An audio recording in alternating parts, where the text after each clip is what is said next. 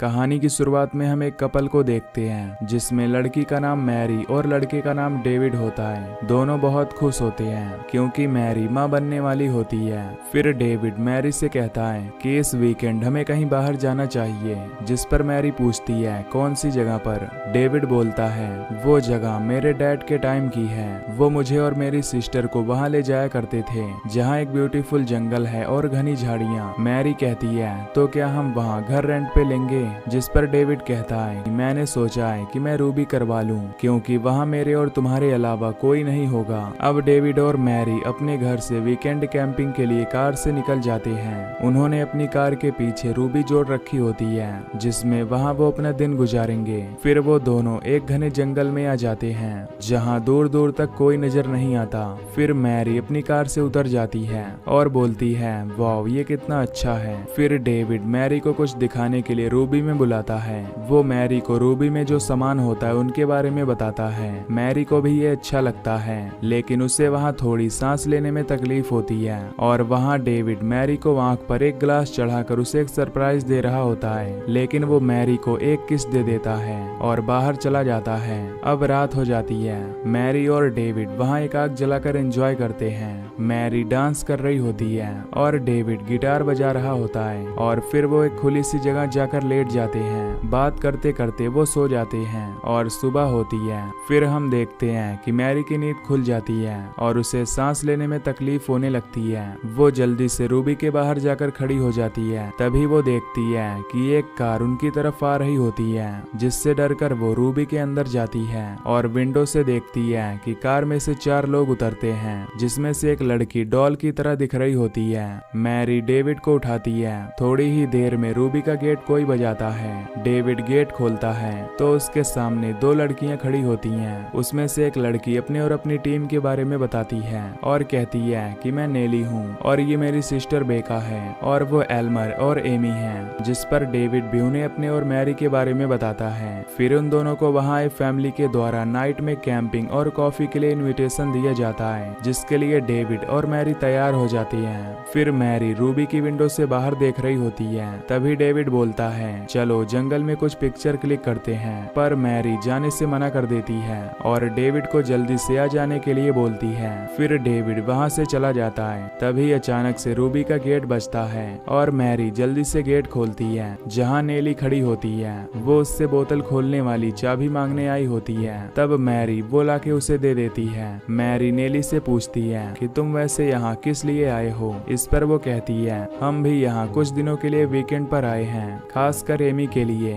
क्योंकि एमी को बाहर रहना पसंद है। आओ मैं तुम्हें सबसे मिलाती हूँ। तभी हम देखते हैं कि डेविड का पीछा करते हुए बेका भी जंगल में आ जाती है। डेविड के लिए उसके मन में कुछ और ही चल रहा होता है। वो डेविड से कहती है कि ये जगह फोटोग्राफी के लिए इतनी बेस्ट नहीं है, चलो मैं तुम्हें एक जगह लेके चलती हूँ। डेविड कहता है कि मैं मैरी से वादा करके आया हूँ कि मैं जल्द वापस आ जाऊंगा। बेका डेविड को उस जगह ले जाती है। तभी बेका अलग नजर से डेविड को देखती है और ऐसा लगता है कि वो कुछ करना चाहती है और वो डेविड से बोलती है कि चलो मेरी पिक क्लिक करो। तभी वो धीरे धीरे अपने कपड़े उतारने लगती है। डेविड बोलता है बेका हमें चलना चाहिए। तभी वो वापस डेविड के पास आती है और फोटोज दिखाने के लिए बोलती है और उसके बगल में चिपक के बैठ जाती है। फिर मैरी और नेली को साथ में दिखाया जाता है। नेली उसको एमी से मिलाने आई होती है। मैरी एमी से पूछती है कि कैसे हो एमी, और उससे बोलती है कि तुम्हारी ड्रेस बहुत अच्छी है। नेली मैरी को बताती है कि एमी थोड़ा कम बोलती है, खैर तुम यहाँ बैठो, एमी तुम्हारी मसाज कर देगी। इतनी ही देर में डेविड और बेका जंगल से आ जाते हैं और फिर सब लोग रात को आराम से एंजॉय करने लगते हैं। बेका और नेली और एल्मर ड्रिंक कर रहे होते हैं। दरअसल उनका कोई प्लान होता है मैरी को डेविड से अलग करने का।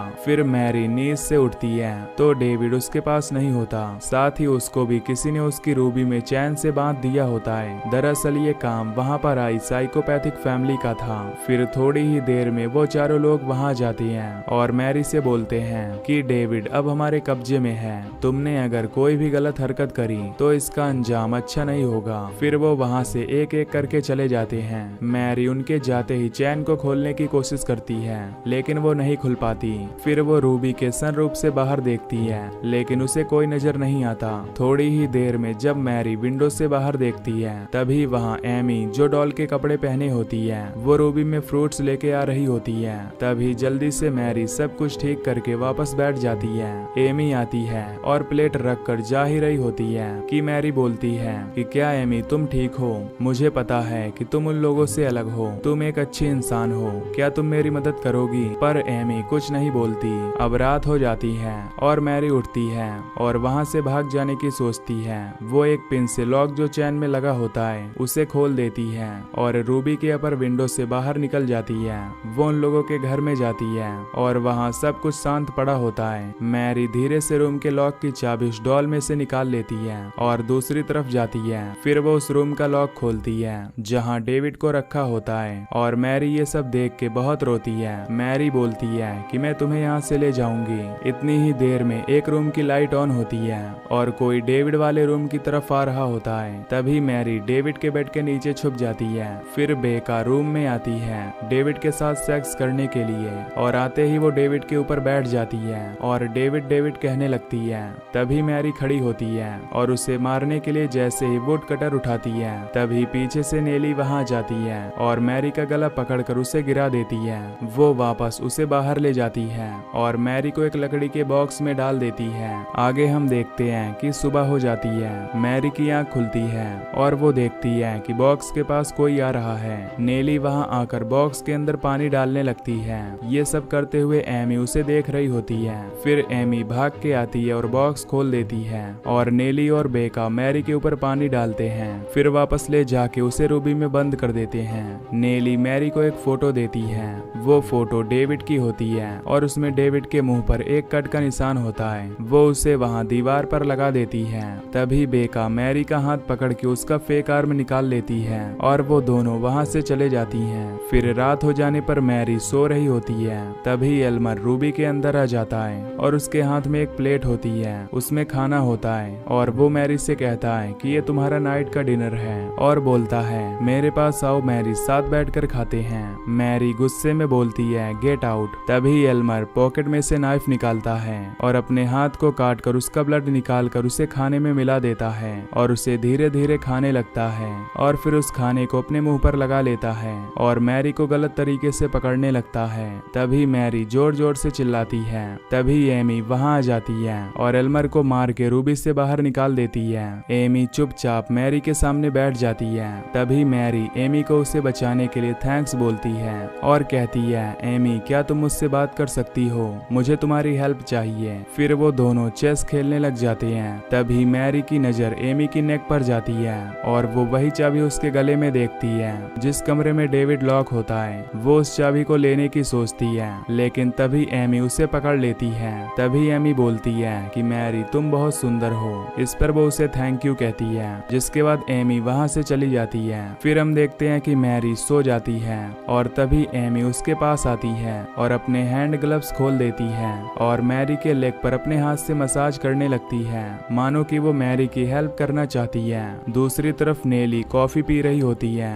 और बेका एक्सरसाइज कर रही होती है। एल्मर पेड़ को काट रहा होता है। फिर रात हो जाती है। नेली मैरी के पास रूबी में आती है और बोलती है कि जो बात तुमने एमी से पूछी वो बात मैं तुम्हें बताने आई हूँ क्योंकि ये बात तुम्हें बहुत खुश कर देगी। फिर मैरी को नेली 3 प्रेगनेंसी टेस्ट की पिन दिखाती है और बोलती है कि ये वाला तुम्हारा है और फिर वो वहाँ से चली जाती है। मैरी जोर जोर से चिल्लाने लगती है। हम देखते हैं कि मैरी भी प्रेग्नेंट होती है और डेली उसको वहाँ रूबी में ही रखा जाता है और खाना भी वहीं रोज एमी देने आती है और उसे नहलाती भी है। अब कुछ समय तक ऐसा ही चलता रहता है और नेली और बेका अपने प्रेग्नेंट होने की खुशी मना रही होती हैं। मैरी के प्रेग्नेंट होने के कारण वो कुछ नहीं कर पाती और रूबी में ही अपना वक्त बिताती है। तभी मैरी की नजर खिड़की की तरफ जाती है और वो देखती है कि एल्मर पेड़ काट रहा है और बेका वहाँ एक्सरसाइज कर रही है और मैरी ये देख के हैरान हो जाती है और उसका पेट बहुत ज्यादा बाहर निकला होता है। तभी बेका के चिल्लाने की आवाज आती है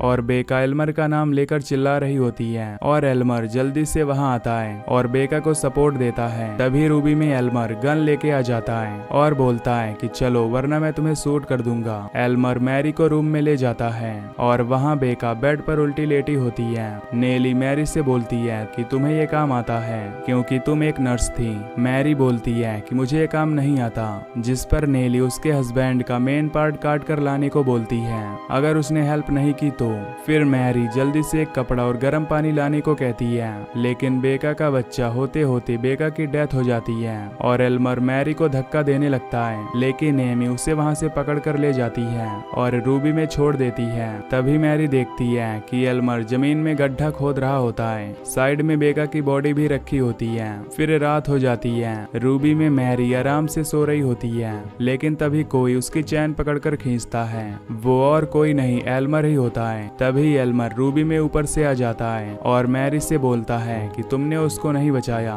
इसलिए अब मैं तुम्हारे साथ करके बुरा हाल कर दूंगा। और वो मैरी के ऊपर चढ़ जाता है। कोई वहां आता नहीं और सुबह हो जाती है। एल्मर वहां बैठा होता है। तभी एमी रूबी के अंदर आ जाती है तो देखती है मैरी लेटी पड़ी है।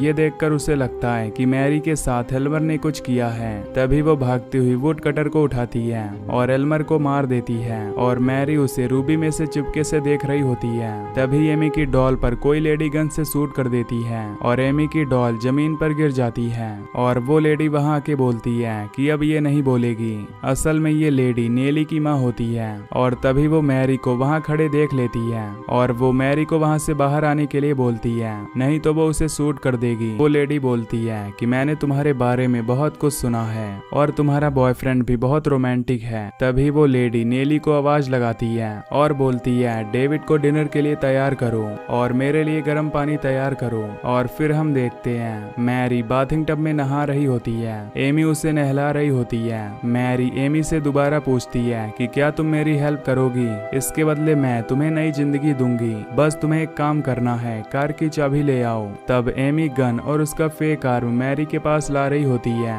जैसे ही वो रूबी में पहुंचती है तो देखती है कि मैरी चैन से सुसाइड करने की एक्टिंग कर रही होती है। तभी एमी डर जाती है और उसके गले में से चैन निकालती है। तभी मैरी उसको मार देती है और वहां से गन लेके रूम की तरफ निकल जाती है जहां डेविड होता है। तभी उसे एक आवाज सुनाई देती है और ये आवाज डेविड के रूम से आ रही होती है जो कि उसी लेडी की होती है और वो डेविड के साथ सेक्स कर रही होती है जो डेविड के साथ कई दिनों से हो रहा था। तभी मैरी वहां पहुंच जाती है। तभी वो लेडी मौका देखकर वहां से भाग जाती है। मैरी उस पर शूट करती है। उसकी आवाज सुनकर वहां नेली आ जाती है और वो आते ही मैरी को धक्का दे देती है। तभी गोली चलने की आवाज आती है और नेली के पेट में गोली आके लगती है और वो गोली डेविड ने चलाई होती है। तब मैरी डेविड को चलने को बोलती है। उनको वो लेडी कार से भागती हुई नजर आती है। तभी मैरी डेविड को कार में बिठा देती है और डेविड से बोलती है कि रुको मैं अभी आई। वो जाती है और रूबी में से जो गिफ्ट डेविड ने उसे दिया था